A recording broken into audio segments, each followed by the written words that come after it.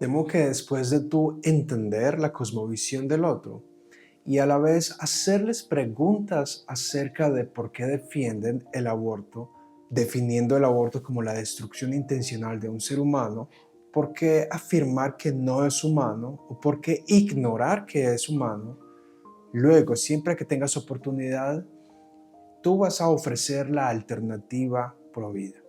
Y por eso es importante tener en el trasfondo de tu mente la cosmovisión del otro y el conflicto espiritual que tú estás llevando a cabo. Es por eso que hablando a través de la lógica, a veces vas a causar una disonancia cognitiva, es decir, una confusión.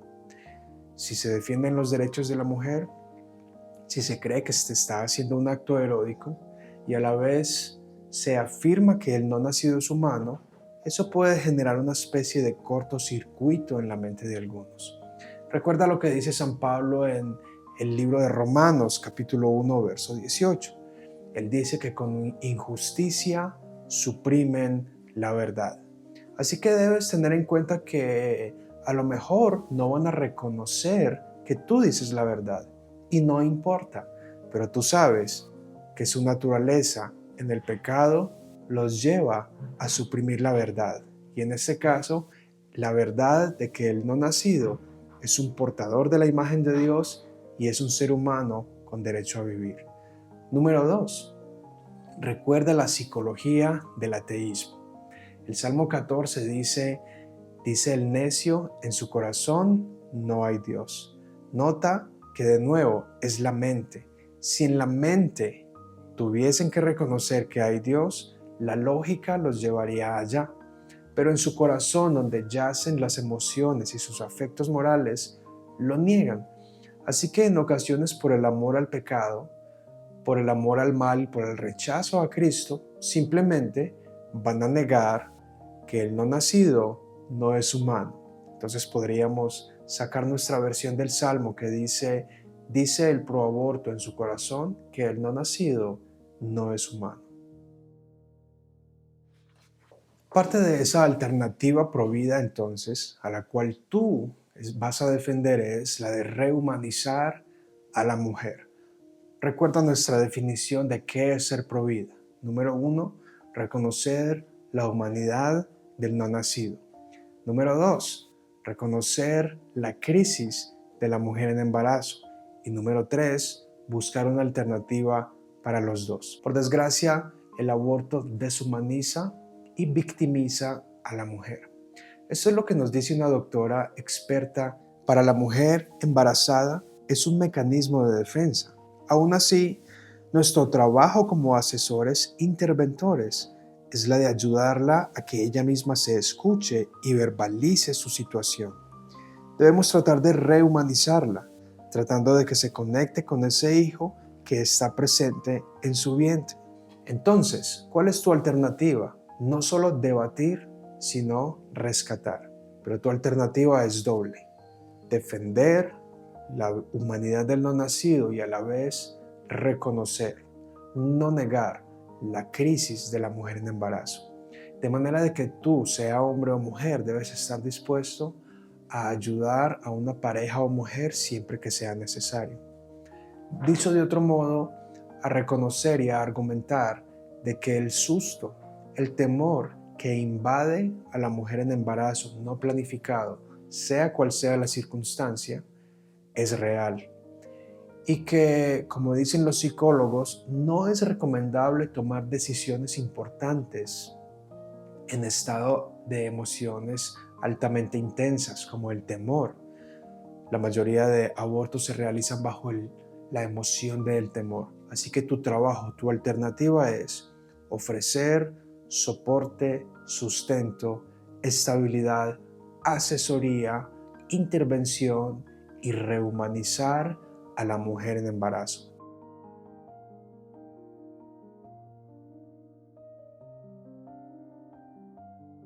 De que para que una mujer en embarazo afirme que no tiene un hijo, ella primero debe creerse la idea de que no es madre.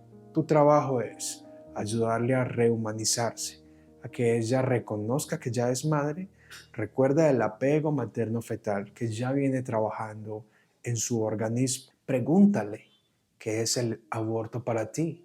¿Por qué es tan importante en esta etapa de tu vida? ¿Has estado en embarazo antes? ¿Ya te has realizado una ecografía? ¿Sabes que hay vida? ¿Cómo sabes que vas a llegar a término? Estas son algunas preguntas que te pueden ser de ayuda.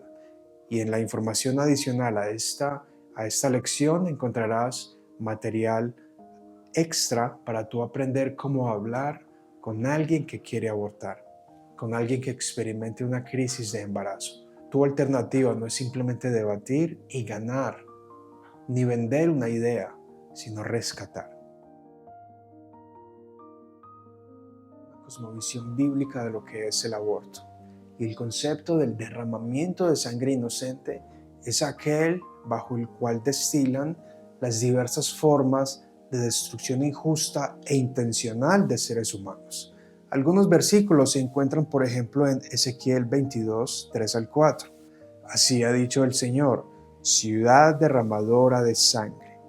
En el Salmo 9, verso 12 dice que Dios escucha el clamor de la sangre inocente. Esto es un eco al asesinato de Abel por su hermano Caín, en donde Génesis 4 nos dice que la voz de la sangre de Abel clama a Dios desde la tierra. Así que el derramamiento de sangre inocente produce un clamor por venganza ante el Creador. Estos son otros versículos que sustentan para ti el asunto del derramamiento de sangre y que como líder y como apologista pro vida debes usar un lenguaje bíblico siempre que estés en ambientes de fe, cristianos o diversos. Por ejemplo, Salmo 5. Al hombre sanguinario aborrecerá el Señor. Salmo 18. En escondrijos mata al inocente. Salmo 26. No arrebates con los pecadores mi alma, ni mi vida con hombres sanguinarios. Salmo 51. Líbrame de homicidios. Proverbios 6. El Señor aborrece las manos derramadoras de sangre.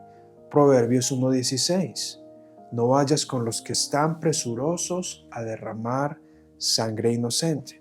En los profetas también vas a encontrar cómo ellos denuncian a que el pueblo derrama sangre inocente en forma de sacrificio de niños, explotando a los más débiles y de otras formas. Isaías 26 dice que la tierra descubrirá su sangre derramada. En las notas de esta lección encontrarás información adicional sobre la sangre derramada, para que tú hables de manera bíblica dentro de una audiencia bíblica. Si a veces encuentras desafíos para hablar con líderes cristianos o cristianos en general sobre estos temas como el aborto, entonces lo vas a hacer con autoridad de parte de la palabra de Dios. ¿Cómo crees tú que la sociedad debe tratar a los más vulnerables e inocentes? Es una pregunta que tú debes responderte y que tú vas a hacerle a tu audiencia. En la Biblia encontramos dos pasajes que instruyen al pueblo de Dios, al prójimo, en cómo tratar al más débil, al moribundo. El primero es Deuteronomio 21. Y aunque allí se muestra a un personaje que está muerto y ya no hay nada que hacer para revivirlo, evoca un ritual en el que los líderes deben medir la situación, convocar al pueblo y expiar por esa sangre derramada. Finalmente orar e interceder pidiendo perdón por no haber matado intencionalmente a esa persona, evocando Éxodo capítulo 20:13 que dice no matarás, y luego diciendo Señor, tampoco nuestros ojos lo vieron, evocando el mandato de Levítico que dice amarás al prójimo como a ti mismo, porque como ya amamos al ser humano, no haríamos algo así, no cerraríamos nuestros ojos con apatía. También afirma de manera práctica el proverbista en el capítulo 24, 10 al 12, que dice, rescata al que va en camino de muerte, porque si dice, ciertamente no lo supimos, ¿no lo sabrá el que pesa los corazones? El otro pasaje explícito que instruye al pueblo, es decir, a ti y a mí, y eso nos hace defensores y rescatistas, es San Lucas 10. La historia del buen samaritano nos muestra cómo No que hay alguien ya muerto, sino una persona moribunda. El prójimo resulta ser el samaritano, porque él es el que está más cerca, más próximo. Es el prójimo llamado a amar y a hacerse responsable de aquel moribundo. Y ya tú sabes la historia. Él hace pasos cortos para rescatar a aquella persona de morir. El asunto es, ¿cómo debo yo tratar a este o a esta que están a punto de morir? Es cuestión de vida o muerte. Son vulnerables, van en camino a muerte. La palabra clave es rescatar, rescatar. Y aquí es donde tú debes distinguir. Solo Dios puede salvar y transformar el corazón de alguien, pero somos llamados a rescatar. El rescate es como si fueses un guardacostas. Tú te metes al agua, te aseguras de tú no ahogarte y rescatas a aquel que está teniendo problemas para nadar. Rescatar entonces hace parte de detener el derramamiento de sangre inocente. Impedir que más sangre sea derramada es lo que te hace provida. Se trata de desafiar las potestades de la muerte, tomando decisiones que requieren de un coraje moral.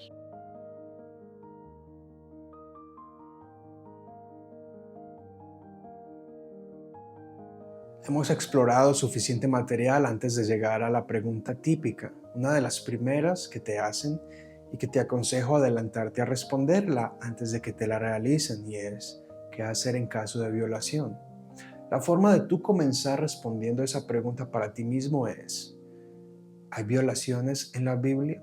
Y si las hay, ¿existen principios que nos permitan saber qué hacer? ¿Cómo actuaron los personajes bíblicos? Recuerda que la Biblia está escrita en gran parte de su contenido a través de historias.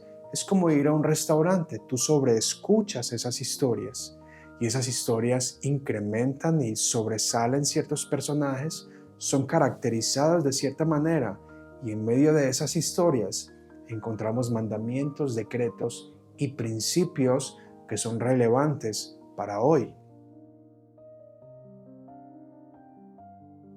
Uno de ellos se encuentra en Génesis 34. Dice que Dina, la hija de Jacob, y que tenía 12 hermanos, salió a ver las hijas del país y que el príncipe de otro pueblo se enamoró de ella y la violó. Ahora tú sabes el desenlace de esa historia. Se tratan de reconciliar entre ambas partes, pero los hermanos tienen sed de venganza y a través de un engaño circuncidan a los de este otro pueblo, aprovechan el tiempo de dolor y vienen a masacrarlos. Ahora, seguramente Dios no está mandando a que ellos hagan eso, ni los está defendiendo. Su indignación demuestra algo mucho más profundo, de manera de que lo clave en ese pasaje es, número uno, Dios no oculta que hubo una violación. Y recuerda que esto es hace miles de años, en donde el aborto era práctica, el, el tomar bebidas para quedar estériles, el sacrificio de infantes era una práctica común en tierras como Canaán. ¿Acaso no hubiese sido fácil para Jacob decidir que ella abortara? Siendo un hombre poderoso con 12 hermanos, ¿acaso no fuera lógico que ellos la rodearan y le aconsejaran abortar porque ese niño es de un hombre pagano y por lo tanto se contaminaría su raza? Por supuesto, el texto no nos dice que ella queda en embarazo, pero yo creo que lo que sí podemos entender es que no hay indicios de que la solución fuese el aborto. El pasaje similar es segundo de Samuel 13. ¿Recuerdas a David? Básicamente su hija es violada por uno de sus hermanos, el hombre más poderoso de Israel. Sabiendo que en Israel se realizaron sacrificios de infantes, como bien lo relata el Salmo 106, versos 37 en adelante, no se ve tampoco evidencia que en medio de la deshonra esa sea la solución. De nuevo, no esté explícito el pasaje de que ella quedó en embarazo. Significa que el hecho de que cuando escuchamos que alguien ha sido abusado, la primera opción sea el aborto, no es bíblico. De nuevo, las circunstancias en que vienes al mundo no determinan tu valor. A la hora de tú hablar acerca de este asunto, tienes dos tipos de personas que preguntan. Uno, el honesto, y el dos, el espía. El honesto genuinamente quiere saber si esa es una causal válida para el aborto, que la mayoría de constituciones la ponen de primero o de segundo, aunque a veces de número tres, cuando hay acceso carnal no autorizado, en otras palabras, cuando hay violación. El honesto realmente quiere saberlo. Y desde la Biblia tú puedes ver que si la vida empieza en la concepción, entonces todo acto que interrumpa, destruya o termine esa vida injustamente es un homicidio. Viola el mandamiento de no matarás. No hay evidencia bíblica de que diga Dios no matarás, excepto en caso de violación. Entonces, para el opositor honesto, tu respuesta será: ¿cómo tratamos a los seres humanos que vienen al mundo bajo circunstancias no ideales? ¿Será que el ser concebido por parte de un violador, le hace menos humano? ¿O será que conserva la imagen de Dios? Si la respuesta es que conserva la imagen de Dios y es igual de humano, entonces tiene derechos humanos. También debes simpatizar con el hecho de que la violación no es ideal y a lo mejor aludir a que las leyes deben reforzarse para castigar al violador. La mujer tiene un trauma que debe enfrentar. Romanos 12 también nos dice: no paguen mal por mal. ¿No será que el aborto es un mal que busca solucionar otro mal? ¿Acaso no somos llamados a pagar con el bien el mal? Por difícil que sea la situación, porque tú vas a reconocer que será difícil, extremadamente difícil. Pero, ¿qué dice Dios? Dios no tiene excepciones en el caso de violación. Estadísticas dicen que más del 80% de las mujeres que fueron violadas y han continuado con el embarazo no se arrepienten de haber tenido a sus hijos. Es más, reconocen que su vida ha sido transformada por esos hijos. Para muchas madres, el niño que nace resulta salvando su vida y dándole un nuevo giro a su forma de vivir, a su estilo de vida. Además, es una magnífica oportunidad para llegar con el Evangelio, con el Salvador, que puede redimir, restaurar y renovar.